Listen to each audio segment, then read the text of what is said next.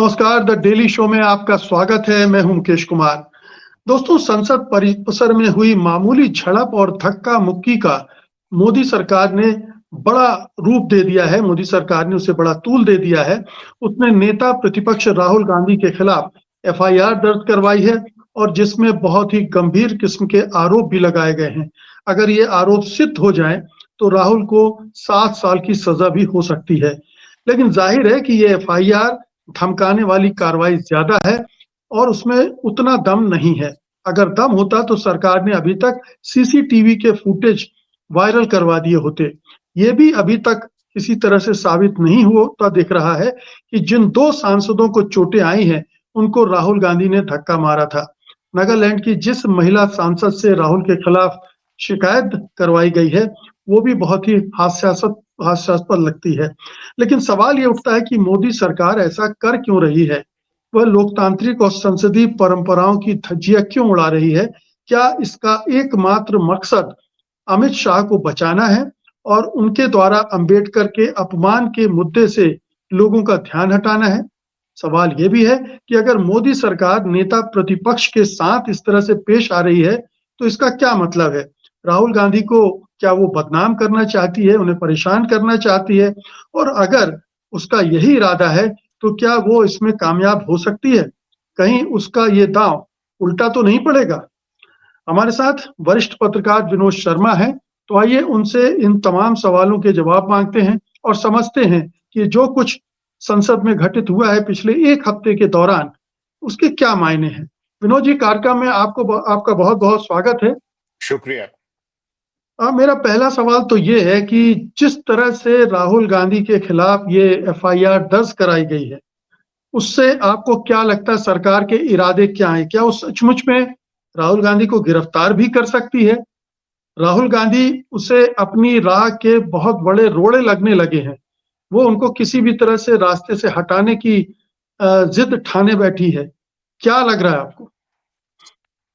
देखिए, सरकार क्या करना चाहती है तो सरकार को ज्यादा पता है। हम तो आकलन ही लगा सकते हैं। और मेरा व्यक्तिगत आकलन ये है कि सरकार सबसे बड़ा मसला ये है कि जिस तरह से भारतीय जनता पार्टी सरकार चला रही है, उसी अंदाज में पार्लियामेंट चलाना चाहती है और ये संभव नहीं है।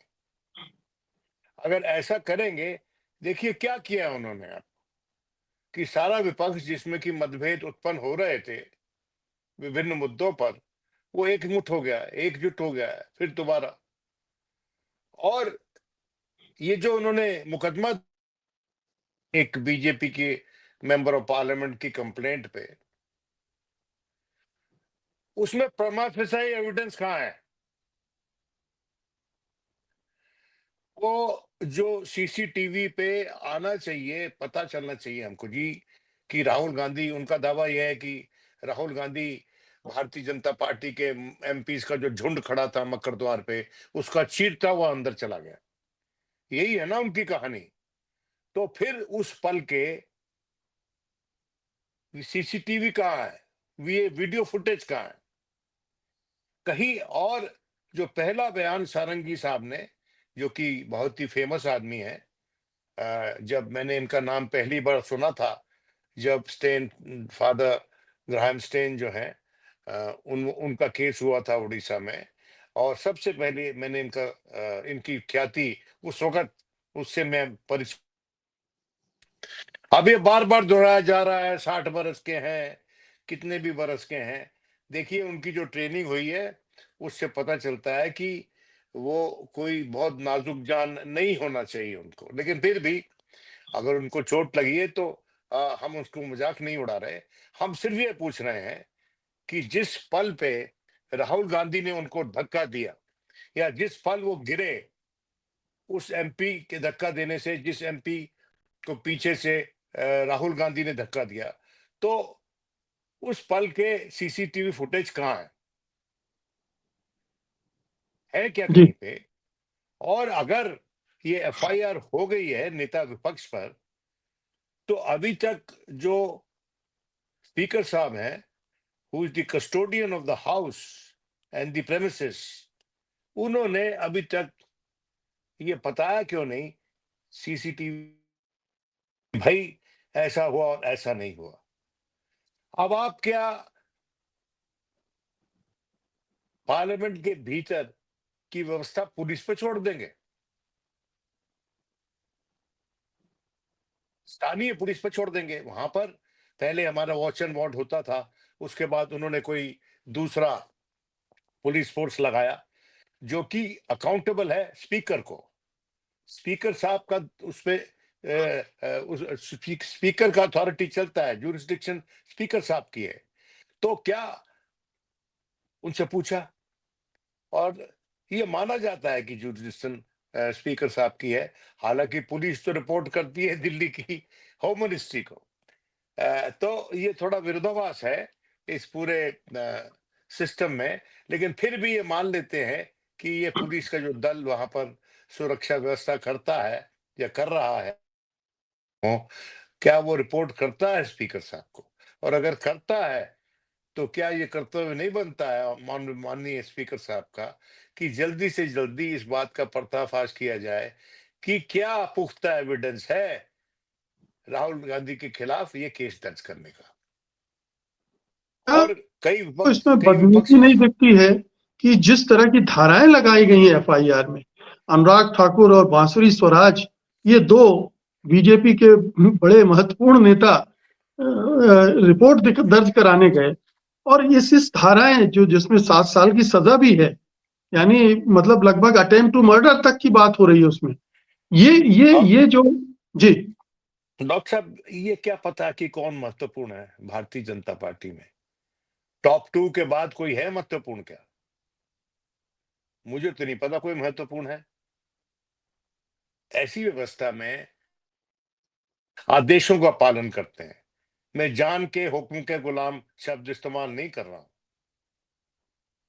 वो आदेश का पालन करते हैं, जो उनसे कहा गया उन्होंने किया और एफआईआर दर्ज हो गई है। अभी तक पुलिस तहकीकात कर रही है कि भाई जो काउंटर एफआईआर हुई है कांग्रेस की तरफ से, उसके तथ्य क्या हैं, और इसमें जो तथ्य पता लगाने की कोशिश नहीं की उसने। तो देखिए, पार्लियामेंट के भीतर हुए इंसिडेंट पे इस तरह की पेशरफ्त, इस तरह का एटीट्यूड, अप्रोच, मैं समझता हूं किसी भी पार्लियामेंट्री डेमोक्रेसी के लिए शर्मनाक बात है।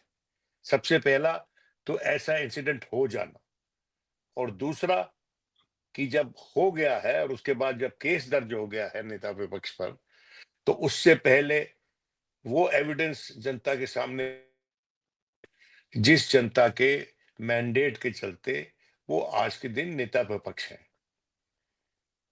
मेरा ये सिंपल सा पॉइंट है कि भाई वो कहाँ है एविडेंस, प्रेमा फेसा एविडेंस, जिसके बेसिस पर आपने ये केस दर्ज किया है? मैं उसकी तहकीकात में नहीं जाना चाहता कि भाई क्या होगा और क्या नहीं होगा। मेरा व्यक्तिगत राय ये है कि ऐसे केसेस जो है वो ठंडे बस्ते में जाते हैं अंततः। अब जैसे अभिषेक मनु सिंघवी जी के डेस्क के नीचे 50,000 रुपए मिल गए भाई, और बड़ा सेल्फ आउटरेज हो गई, और बड़ा सेल्फ राइटियस इंडिग्नेशन हो गई ट्रेजरी की तरफ से। ये वही ट्रेजरी है जिसने नोटों के बंडल बिछा दिए थे लोकसभा के में, इस पर याद है आपको? बिल्कुल जब मनमोहन सिंह के खिलाफ नो कॉन्फिडेंस मोशन आया था, जब वाम दल जो है उस न्यूक्लियर डील 1 2 3 के खिलाफ हो गए थे, उसकी कुछ पता चला आपको? कौन लेके आया था, कैसे नोट अंदर आए थे, किसके नोट थे वो? देखिए, हास्यास्पद बना दिया है हमने अपने पार्लियामेंट्री निजाम को। ये बड़े दुख की बात है, ये बड़े दुख की बात है। और इसमें तुरंत से तुरंत अब इस पे निर्णय में पुलिस वाले बैठेंगे, उसके बाद निर्णय में कोर्ट वाले बैठेंगे। मुझे याद है जब माननीय Somnath Chatterjee member of speaker थे, तो वो क्या कहते हैं, कैश फॉर क्वेरी स्कैम हुआ था ना, जी उन्होंने हस्तक्षेप नहीं करने दिया था सुप्रीम कोर्ट को उनके निर्णय में कि इन मेंबर्स को हमने निष्कासित करना है, और सुप्रीम कोर्ट की हिम्मत भी नहीं हुई थी। जो सेपरेशन ऑफ पावर है अंडर द कॉन्स्टिट्यूशन, तो उसकी गरिमा रखनी पड़ेगी। कोई एक इंस्टीट्यूशन दूसरे इंस्टीट्यूशन के जुरिस्डिक्शन में कदम नहीं रख सकता। हाँ, उनमें ताउन की जरूरत है, उनमें कोऑर्डिनेशन होनी चाहिए, ताकि सब मिलकर हमारी व्यवस्था को प्रोटेक्ट करें और उसकी गरिमा में कमी ना आने दें। लेकिन ऐसा हो ही नहीं रहा। ऐसा कब होता है? ऐसा जब ही होता है जब सरकार is sensitive to these nuances. It is sensitive to the prestige, towards the prestige and the international image of this country. Bharat सबसे बड़ा लोकतंत्र माना जाता है। अमेरिका सबसे पुराना है, हम सबसे बड़े लोकतंत्र हैं। कभी अमेरिका में होगा ऐसा क्या? जब वहां पर डोनाल्ड ट्रंप ने इलेक्शन के रिजल्ट मानने से इनकार कर दिया था, तो वहां पर उपराष्ट्रपति खड़ा हो गया था अपने ही राष्ट्र। ऐसा कोई है सज्जन हमारे देश में जो ये कर सकता है? जी। मुझे तो विनोद कोई जी, नजर नहीं आ रहा। मैं ये समझना चाहता हूँ कि क्या बहुत सारे लोग कह रहे हैं कि ये स्क्रिप्टेड था। मतलब जिस तरह से एक धक्का मुक्की हुई, चोट लग गई, ये इतना बड़ा मसला नहीं बनना चाहिए था। दोनों पक्ष के वरिष्ठ नेता मिल जाते, आपस में बात करके सुलझा लेते, लेकिन उसको आईसीयू तक खींच कर ले गए, बयान दिलवाए गए, बयान बदलवाए गए, एफआईआर तक ले जाया गया मामला। और ये क्या जो अंबेडकर के अपमान का मुद्दा इतना बड़ा बन रहा था, इसको किसी तरह से परिदृश्य से हटाने के लिए ये एक बड़ा व्यू रचा गया। नहीं, अगर ऐसा सोच के किया गया है तो नासमझी है, क्योंकि अब तो फोकस हो गया ना इस पे। अब तो लड़ाई तीखी हो जाएगी। भाई, क्या कांग्रेस पार्टी, जिसके और विपक्षी दलों की सपोर्ट भी है इस मुद्दे पर, वो क्या अपने नेता को मझधार में छोड़ देगी? क्या और विपक्षी दल, उनके मन में ये ख्याल नहीं आएगा कि आज इसके साथ हो रहा है, कल हमारे साथ होगा? और उनके साथ तो हो भी रहा है। किस विपक्षी दल के खिलाफ के खिलाफ ऐसा नहीं हुआ है? जोर जबरदस्ती नहीं हुई है। आप मुझे किसी एक का नाम बता दें जिसने लिख दिया हो अपना कमिटमेंट उनके नाम, उसके खिलाफ नहीं हुई है। लेकिन बाकी तो सबके खिलाफ हुई है। तो मैं समझता हूं कि भारतीय जनता पार्टी को इसके बारे में सोचना चाहिए, और ये मसला इतना बढ़ता नहीं अगर आज के दिन ट्रेजरी बेंचेस की साइड पे दानिशमंद लोग बैठे होते। ऐसे लोग बैठे होते हस्तक्षेप करने वाले, जिनकी इज्जत थी, जिनके पास वो मेच्योर एक्सपीरियंस था, और जिनके पास वो मुकाम था कि दोनों पक्षों से अपनी बात मनवा लेते। आज के दिन कोई नहीं है। बड़ी दुख से कहना पड़ता है कि जो माननीय पार्लियामेंट्री अफेयर्स मिनिस्टर की तरफ से भी जो बयान आते हैं, वो तो बड़े प्रोवोकेटिव बयान होते हैं उनके, और उनको उनकी हिंदी पे साधना ज्यादा नहीं है। तो मैं समझता हूं कि उनकी जगह किसी और से बोलवा लेना चाहिए। कि जब पार्लियामेंट्री अफेयर्स मिनिस्टर, जिसका काम है पार्लियामेंट को सुचारू रूप से चलाना, उनकी तरफ से ऐसे बयान आ जाते हैं, तो थोड़ी मायूसी होती है। डर भी लगता है कि क्या ये मामला और ज्यादा गड़बड़ा तो नहीं जाएगा। तो जल्दी से मैं जल्दी जो जो हमारे भारतीय जनता पार्टी है, उसको अपने वरिष्ठ नेतागणों को इसमें उतारना चाहिए और संधि करवानी चाहिए, जैसे कि राजनाथ गडकरी जी करवा सकते हैं। वो अब वक्त चला गया जब इनके पास बहुत से नेता होते थे, और विपक्ष में भी बहुत से ऐसे नेता होते थे who were who had who were willing to listen to reason. अब तो reason is the biggest casualty भैया आज के दिन। The biggest casualty in this whole thing has been reason, or that is why we are seeing the most unreasonable conduct by people on either side of the aisle. Vinod ji, ये बताइए कि जिस ढंग से ये घटना हुई है, उसका अब लॉजिकल नेक्स्ट स्टेप यही हो सकता है कि राहुल गांधी की गिरफ्तारी हो।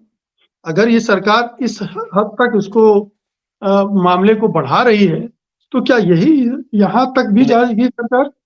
मुझे डर इस बात का है कि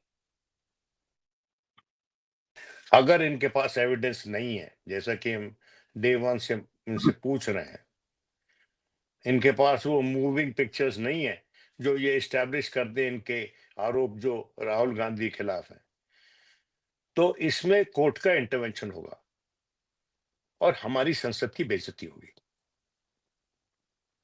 किस तरह से इंटरवेंशन अब होगा कोर्ट का? भाई जो केस होगा उसके खिलाफ जाएगी कांग्रेस पार्टी कि ये केस फर्जी है, तो इसमें हमको रिलीफ दो आप, you cancel this FIR or you give instructions to whichever level of courts to find out whether there is enough evidence to bring this kind of a case against leader of the opposition. भाई ये ऐसा case बिना evidence देखे कैसे आपने register कर दिया? ये तो सिर्फ आरोप, आपके पास सिर्फ आरोप है ना सारंगी साहब के, और गिर गए थे, और आप पूरा सोशल मीडिया भरा हुआ है कि किस तरह से अब मैं वो उसमें ज्यादा चर्चा नहीं करना चाहता, वो भी एक तरह से जजमेंटल हो जाएगा मेरे पार्ट पे। मैं I don't want to be judgmental, I want to be wise, I don't want to be unwise like some of the people जिन्होंने ये रायता फैला दिया है, क्योंकि हम तो पार्लियामेंट्री निजाम में विश्वास करने वाले लोगों में से हैं डॉक्टर साहब। हम समझते हैं कि ये हमारे पास जो सिस्टम है इसको हमको प्रोटेक्ट करके रखना है, और ये दोनों पक्षों की रिस्पॉन्सिबिलिटी है कि इसमें मदद करें सिस्टम की, लेकिन वो हो नहीं रहा है। हर कोई दंभ में चल रहा है। भाई सरकार का ने तो ये जो सत्तारूढ़ पार्टी है वो तो लगता है उसने ऐसा मन बनाया हुआ है कि जिस तरह से वो सरकार चलाते हैं उसी तरह से सदन चलेगा, तो ऐसा तो नहीं होता। विनोद जी, ऐसा होता था पहले। आपने कहा कि कोर्ट का इंटरवेंशन ये तो बाद में होगा, अभी तो पुलिस पूछताछ के लिए बुला सकती है, अरेस्ट भी कर तो सकती है। स्टेज पे भी at this stage there can be a petition moved before the Supreme Court that this is a politically motivated case, and this has been brought against the leader of the opposition, against whom there is no tangible evidence vis-a-vis the charges being leveled against him. तो कोई भी जा सकता है court में, क्यों नहीं जाना चाहिए भाई? अगर आपके खिलाफ, आप अभी घर में बैठे हुए हैं और कोई आपके खिलाफ एफआईआर कर दे ऐसे मसले में जहां आपको कोई लेना देना नहीं है, और दूसरी बात, मकर द्वार पे आप कैसे रोक के खड़े हुए रास्ता? How can members of parliament of treasury block the passage entrance to the parliament? ये पार्लियामेंट की अवमानना नहीं है क्या? तो इसमें कैसे कोई बैठेगा जजमेंट में? जो भी पार्टीशन पार्टीज है वो तो नहीं बैठ सकती, और एक एक करके जो इंस्टीट्यूशंस हैं उनकी क्रेडिट वर्दीनेस जो है कम होती जा रही है। तो इसके चलते कोर्ट ही करेगी इसमें हस्तक्षेप, या कोई ना कोई जाएगा उनका हस्तक्षेप मांगेगा, क्योंकि अभी जिस तरह से मामला चल रहा है उसमें मैं नहीं समझता हूं कि विपक्ष को कोई रिलीफ मिलेगी किसी भी सिस्टम से। अरे पुलिस की तो सवाल ही बात ही छोड़ दीजिए आप। जी, ये बताइए कि आपने कहा कि सत्तारूढ़ पार्टी का दम्भ है जिसकी वजह से चीजें इस तरह से शेप ले रही हैं। क्या ये अपोजिशन का जो अटैकिंग एग्रेसिव वो था, विरोध था, जो जिस तरह से अंबेडकर साहब का अपमान किया अमित शाह ने, जिस अंदाज में, जिस बॉडी लैंग्वेज के साथ उन्होंने वहां उनके बारे में बात की, क्या ये सरकार ऑफेंस को डिफेंस बना रही है? नहीं देखो, वो कहते हैं offence is the best defence, कहते हैं ना कई बार, offence is the best defence. देखिए मैं कोई अगेन ये नहीं कहना चाहता कि भाई जो अमित शाह जी ने कहा कि क्या वो परिहास था अंबेडकर साहब का, सुनने से उन्होंने ऐसा कहा। लगता है कि, जी। सुनने से ऐसा कुछ लोग ऐसा कह सकते हैं कि जिस सॉलमनिटी से, जिस रिस्पेक्ट से उनका रेफरेंस आना चाहिए था शायद वो नहीं आया, और क्या this lapse on the part of the home minister mean that he was being disrespect to the legacy of the great man Mr. Dr. Ambedkar? ये सब्जेक्टिव जजमेंट है। मेरा मानना है कि इसमें सिचुएशन सुलझेगी जब कोई मीटिंग ग्राउंड दोनों के बीच में पैदा किया जाए और वो मीटिंग ग्राउंड ऐसा हो जो दोनों की ईगो को सेटिस्फाई करे। क्या अमित शाह को खेद प्रकट करके माफी मांगकर मामला खत्म नहीं कर देना चाहिए था? देखिए, बात यह है कि वो रिश्तों पे डिपेंड करता है डॉक्टर साहब। अगर मेरे से कोई आपके प्रति गुस्ताखी हो जाए, मैं आपको इस प्रोग्राम में हो जाए, तो इसके बाद मैं आपको फोन कर कह सकता हूँ डॉक्टर साहब please don't mind my comments, ये हो गया, मतलब it was not meant to be that way but it has happened, it was an accident. आप सुन लेंगे मेरी बात और मान, कोई रिश्तों में हमारी खटास नहीं आएगी, लेकिन हर रिश्ता ऐसा नहीं होता है। ऐसे रिश्ते बनाने पड़ते हैं, बहुत मेहनत से बनाने पड़ते हैं, पेनस्टेकिंगली बनाने पड़ते हैं इंस्टीट्यूशंस को चलाने के लिए। अब आप मुझे बताओ कि नेता सदन और नेता विपक्ष, उन दोनों में फर्क क्या है? फर्क यही है कि एक आज के दिन नेता सदन जो है आज का प्रधानमंत्री है, नेता विपक्ष हो सकता है कल प्रधानमंत्री हो जाए। पर ये दोनों संस्थाएं, ये दोनों पोजीशन जो हैं हमारे पार्लियामेंट्री सिस्टम को चार चांद लगाने वाली हैं कि नहीं? तो चार चांद को दो चांद क्यों लगाना चाहते हो, दो लुप्त क्यों कर देना चाहते हो? लेकिन दैट मेजोरिटी इज लैकिंग। और बड़ी खुद दुख की बात है, हमने ऐसे ऐसे लोग यहाँ बैठे हुए देते हैं, टाइटन्स, जो कि अपने ईगो पे खड़े नहीं रहते। They never stood on their prestige, they stoop to conquer. झुक के जीतने वाले लोग थे। अब झुक के जीतने वाले लोग नहीं है, वो बदकिस्मती है हमारी। जी, ये बताइए कि क्या चूंकि मोदी सरकार के 10 साल एक तरह से विपक्ष रहित रहे, विपक्ष की तरफ से उतना नहीं प्रेशर पड़ा और इस सरकार को अब इस तरह के विपक्ष की आदत नहीं है, इसलिए इस तरह से रिएक्ट कर रही है। वो इस तरह का विपक्ष चाहती ही नहीं। देखिए, परिवार में कोई ऐसी बहू आ जाए जो तुनक मिजाज हो, तो वन हैज टू अकोमोडेट हर ना। जब सिस्टम बदल जाता है, जब सिस्टम डिपेंड इस पे करता है, भाई आप उस सिस्टम को चलाना चाहते हो कि नहीं, या आप अपनी प्रेस्टीज पे खड़े होकर कुछ भी डिस्ट्रॉय कर दोगे। तो मेरा यह मानना है कि नेता विपक्ष को नेता सदन की इज्जत करनी चाहिए और नेता सदन को नेता विपक्ष की इज्जत करनी चाहिए, बराबर की। लेकिन उसके लिए एक सोच जरूरी है कि विपक्ष के कहने का अधिकार और आपकी सुनने की ड्यूटी, वो नहीं है, वो नहीं है। दोनों तरफ को एक दूसरे को सुनना पड़ेगा, जब ही बात बनेगी। और चूंकि दोनों में से कोई एक दूसरे को सुनने को तैयार नहीं है, और आज के बाद, ये इस केस के बाद तो और भी ज्यादा मामला उलझ जाएगा, तो इसलिए मैं समझता हूं कि वो कहते हैं ना कि let's make each other friends for old time sake. इन दोनों में तो कोई ओल्ड टाइम सेक है ही नहीं। तो इन्होंने, इनके रिश्तों में कोई ऐसी प्रथा बनी ही नहीं जो कि चमकती हुई प्रथा आपने है। आपका बदकिस्मत। आपका इतना लंबा करियर रहा है विनोद जी, विपक्ष और सत्ता पक्ष के बीच में इस तरह के रिश्ते, इतने खराब रिश्ते इमरजेंसी के आसपास का छोड़ दें, उसके बाद क्या कभी दिखे हैं आपको कि दोनों में अबोला हो जाए, दोनों एक दूसरे की बात ही ना सुने, एक दूसरे पर एफआईआर करवाएं और इस तरह की धाराओं के साथ करवाएं? भैया ऐसा है, आज के दिन आप जो कॉन्स्टिट्यूशन पर डिबेट हुई है डॉक्टर साहब, was there any single leader who has lived the constitution, barring perhaps Mr. Kharge and to some extent Mr. Rajnath Singh? Which were the other leaders who lived the constitution, who lived the kind of respect their predecessors used to show for the constitution? है कोई है? जितने भी examples site किए गए सब negative थे दोनों तरफ से।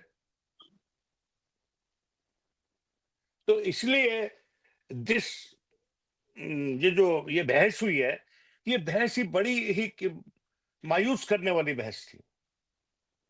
कुछ एक स्पीचेस अच्छी थी, लेकिन ज्यादातर जो बात हो रही थी वो इसलिए हो रही थी कि लोग अपनी लगा रहे थे हाजिरी ये दिखाने के लिए कि मैं ज्यादा उत्तेजना से बोल सकता हूं उन लोगों के मुकाबले। Parliamentary democracy debate is not about speaking with petulance. It is about talking as one with adequate knowledge of the system and the history of our country and adequate concern for the future of India.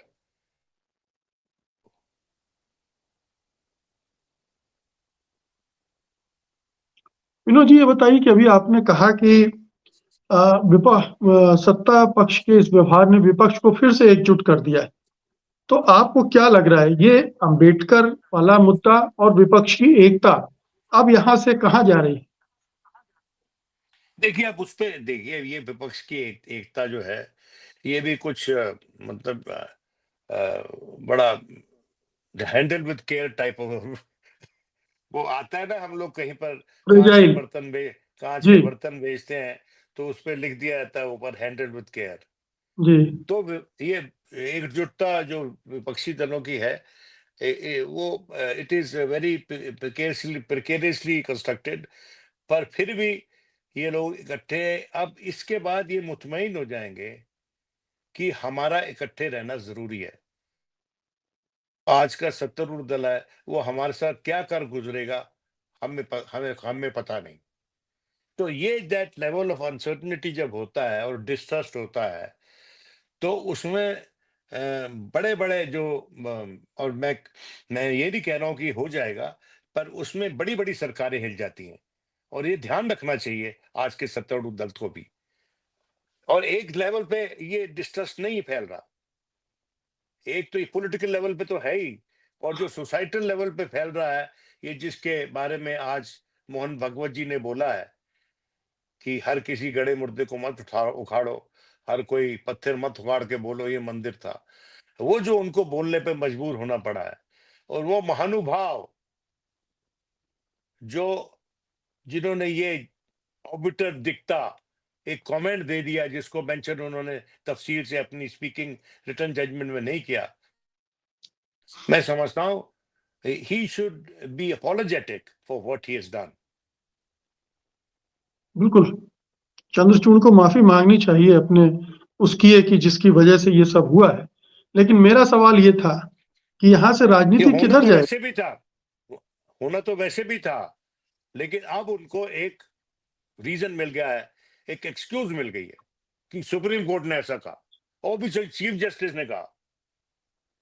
वो कहते हैं कि आप उसका character नहीं change कर सकते religious structure का, लेकिन कैरेक्टर पता लगा सकते हैं। अरे भाई, कमाल आपकी विद्वता है भाई साहब।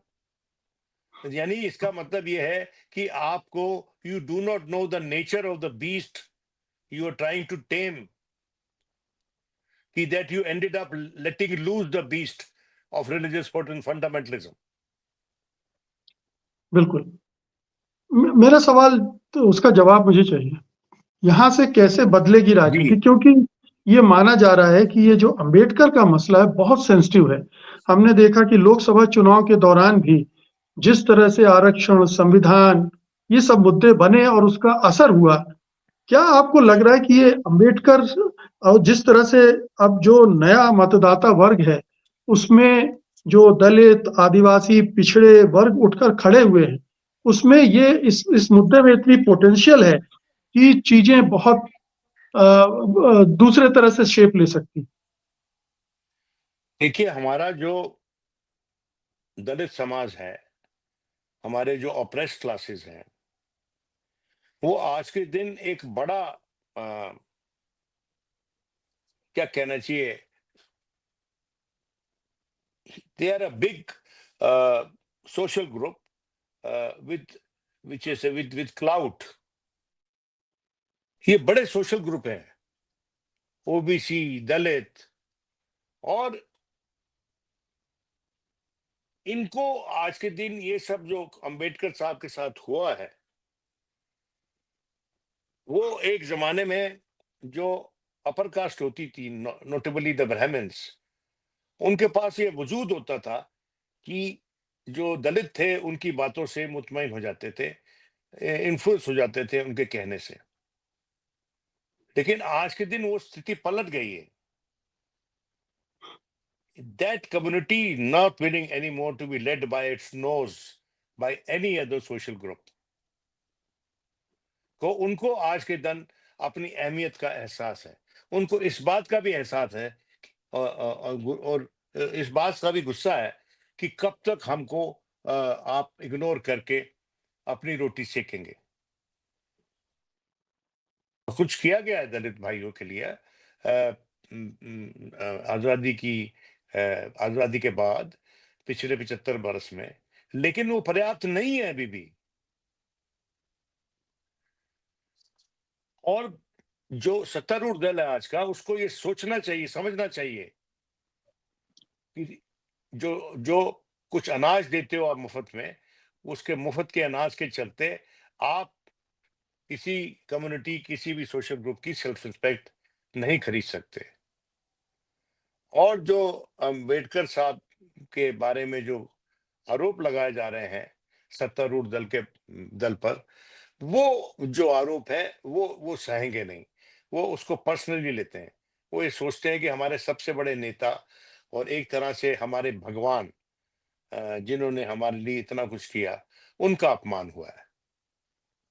तो आपको लगता है कि अपमान हुआ है हमारे हमारे इष्ट देव का, हमारे इष्ट देव maybe is not the right word, but the man who gave us the constitution and the man who showed us the path, उसका उसका जो है अपमान हुआ है। तो मेरा ये मानना है कि जल्दी से जल्दी इसका निवारण होना चाहिए। और अंबेडकर साहब के बारे में जो भ्रांतियां फैली हैं, जो फैलाई गई हैं, और जो लोगों ने जो भी शब्द उनके बारे में बोले हैं, देखिए, जिस पेड़ पे फल लगता है वही झुकता है, ये पुरानी कहावत है। तो हमको नेताओं के रूप में फलों से लदे हुए पेड़ चाहिए, हमारे को नेताओं के रूप में बंजर पेड़ नहीं चाहिए, हमको सूखे पत्ते नहीं चाहिए, हमको सिर्फ ऐसे पेड़ नहीं चाहिए जिन पे कोई वजूद नहीं है। सो नहीं, अभी तो लेट यही देयर बी फसल ग्रीन अभी ग्रीन। तो यही फसल है आपके सामने, बंजर पेड़ों की, वो जो तो फल देखिए, नहीं मेरी दे बात रहे सुनिए, या जहरीले फल ये दे रहे बात हैं। सच है यार। देखिए, आज के दिन grave leadership crisis there in our country, और कोई ऐसा लीडर नहीं है जो जोड़ रहा है लोगों को। आप राहुल गांधी को इसमें नहीं मानते हैं, जो भारत जोड़ो यात्रा में करते हैं? देखिए, राहुल गांधी बहुत कोशिश कर रहे हैं, लेकिन राहुल गांधी को अभी और समय चाहिए। और राहुल गांधी जो हैं, वो कई बार जो सही बात में जो कहना चाहते हैं, वो ही misses that sentiment by the kind of by the vocabulary sometimes, or sometimes the he is not an excellent speaker, I'd say that. He can deliver a good speech once in a while, पर उसकी बहन बहुत प्रखर वक्ता है। और मैं समझता हूं इन बातों पे टिप्पणी का कर्तव्य उसको अपनी बहन पे छोड़ देना चाहिए, जो खूबसूरत तरीके से जो बात कहना चाहती है पार्टी, उसको कह देगी। और उनको ये भी ध्यान रखना चाहिए कि उनकी पार्टी की जो स्पोक्समैन है, वो जो है वो बड़े रोबस्ट और smart and capable of thinking on the feet होना चाहिए उनको। ये बड़ा जरूरी है, क्योंकि अपना मैसेज फैलाने में भारतीय जनता पार्टी बहुत निपुण है, और जो उसका वर्चस्व है हमारे मीडिया में, वो तो मैं समझता हूँ बहुत ही ज्यादा है। और बीजेपी कांग्रेस का तो उस कुछ भी नहीं है, मतलब निमित्त मात्र है। जी, ये बताएं कि डैमेज कंट्रोल देखिए एक घबराहट तो सत्तारूढ़ दल में है जो लोकसभा चुनाव के दौरान हो गया। अब वो हम्म, अंबेडकर या आरक्षण या संविधान के नाम पर हम्म, अपने से मतदाताओं को दूर होते हुए नहीं देखना चाहे और इसीलिए वो इस मुद्दे को जितनी जल्दी हो सके निपटाना चाहते थे और इस तरीके क्योंकि उन्हें यही तरीका आता है, जिस तरीके की आप बात कर रहे हैं, जो 2 दशक, डेढ़ दशक, ढाई दशक पहले चलते थे, वो तरीके शायद आज की राजनीति अ, जो लीड कर रहे हैं कंट्री उनको उन पर भरोसा नहीं है या उनको आती ही नहीं। दोनों चीजें हो सकती हैं या तीसरी चीज ये भी देखिए हो सकती है कि वो करना ही नहीं चाहते ऐसा। देखिए कांग्रेस पार्टी को ये मान लेना चाहिए कि उनका जो एडवर्सरी है, उनका जो राइवल है, बड़ा फॉर्मिडेबल राइवल है और उनको सत्ता से हटाना बहुत आसान नहीं है। बहुत से लेवल पे कमान कसनी पड़ेगी। जो मैं भारतीय कांग्रेस के भीतर होते हुए अभी आज के दिन देख नहीं रहा हूँ। ये बात सच है कि राहुल गांधी में जो लड़ने का मादा है बहुत प्रखर है, वो डरते नहीं है किसी से। लेकिन सिर्फ निडर होना ही इमेज, सक्सेसफुल सक्सेस की इमेज नहीं है। निडर के साथ साथ दानिशमंद होना बड़ा जरूरी है। निडर के साथ साथ अपनी बात कह पाना प्रखरता से बड़ा जरूरी है। और उस मामले में भाई बहन एक दूसरे के पूरक हो सकते हैं। और ये चुस्त और तर्रार अगर टीम बनाएंगे वक्ताओं की और पार्टी वर्कर्स की, तो कांग्रेस का भविष्य बदल सकता है। लेकिन आज के दिन जो है, वो कांग्रेस का जो हेल्थ पैरामीटर है, वो बीजेपी के मुकाबले मानना चाहिए उनको। और जी। जब मानेंगे, जब उस पे मैं समझता हूँ काम करेंगे और मजबूत बनाएंगे। 1-2 सवाल और करना चाहता हूँ। एक तो ये कि आपने कहा कि जिस तरह की परिस्थितियाँ हैं, उसमें राहुल गांधी की गिरफ्तारी नहीं होगी, कोर्ट का इंटरवेंशन होगा। लेकिन अगर होती है मैंने ये नहीं कहा, मैंने ये नहीं कहा जी, कि उनकी गिरफ्तारी नहीं होगी। भाई राजनीति में विनाशकाले विपरीत बुद्धि होता है। जी, भाई अगर इस इश्यू पे आप राहुल गांधी को जेल में डाल दोगे बिना इस देश के लोगों को एविडेंस दिखाए कि किस एविडेंस के बेसिस पर आपने केस रजिस्टर किया और उसके बाद आपने कहा कि जेल में डाल दो, या किस बेसिस पे आपने राहुल गांधी की कस्टडी पुलिस को दे दी। यानी पुलिस अब पिटाई करके राहुल गांधी की मां पूछेगी कि भाई आपने ये किया कि नहीं किया। भाई जिस प्रांगण में ये सब हुआ आरोपित, उसका तो evidence है भाई। और अगर नहीं है तो दूसरा वो मैं समझता हूँ वो अम, ऐसा विषय है जिसपे चिंता होनी चाहिए। वो बड़ा विषय होगा चिंता का, भाई ऐसे कोई डार्क स्पॉट्स है जहां पर पता नहीं चलता कि क्या हो रहा है। हो ही नहीं सकता कि ऐसा कोई स्पॉट हमारी पार्लियामेंट के भीतर हो जहां पर अटैक हो चुका है पार्लियामेंट पे, हमारी पार्लियामेंट पे।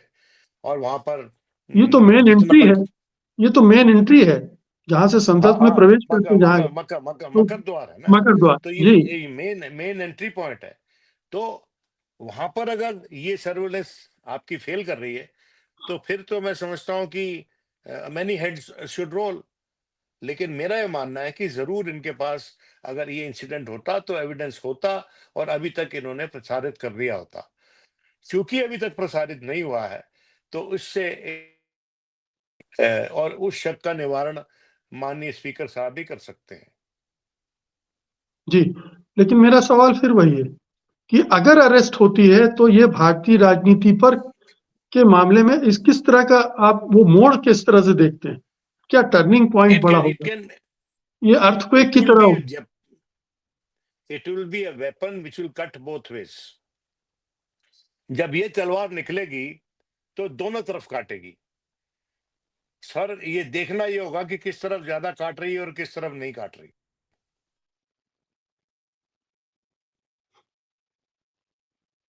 थोड़ा-सा इसको एक्सप्लेन कीजिए। थोड़ा इसे एक्सप्लेन कीजिए, किस तरह से भाई दोनों तरफ काटेंगे? ये तो भाई ये जो है ये किस तरह दोनों तरफ काटेगी, इसमें फर्क ये है कि ये फेवर में जा सकती है राहुल गांधी की। गांधी के साथ अन्याय हुआ, अगर इनके पास एविडेंस नहीं होगा, जो स्पीकिंग एविडेंस, बोलता हुआ एविडेंस नहीं होगा, आप समझे, वो राहुल गांधी की फेवर में जाएगा कि उसके साथ अन्याय हुआ है।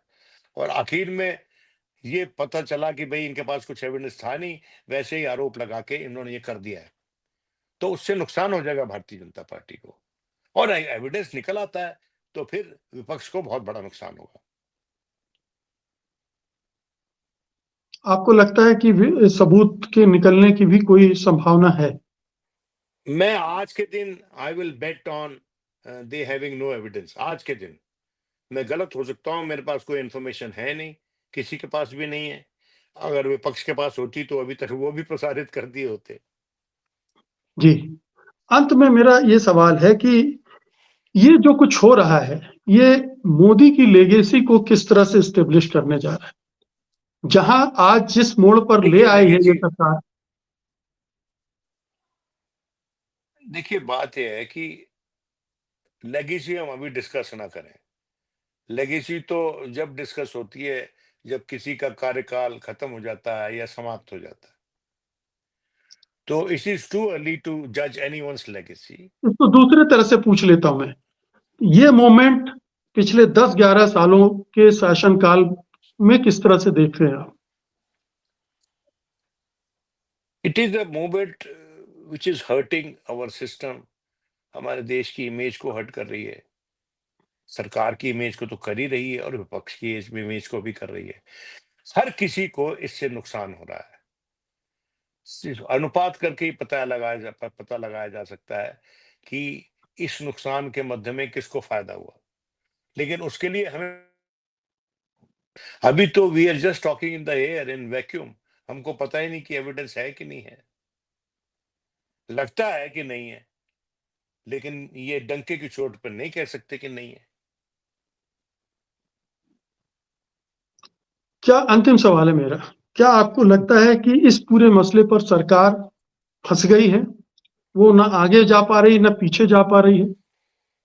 अमित शाह से माफी मांगने के लिए कह नहीं सकते मोदी जी, और देखिए गिरफ्तारी करना भी एक बड़ा जोखिम होगा सरकार के लिए। मुझे पता नहीं कि फंसी है कि नहीं फंसी है, लेकिन सकते में तो जरूर है। सरकार सकते में तो है। फंसी है कि नहीं फंसी है, the jury is still out. The jury is still out because the evidence is not yet out.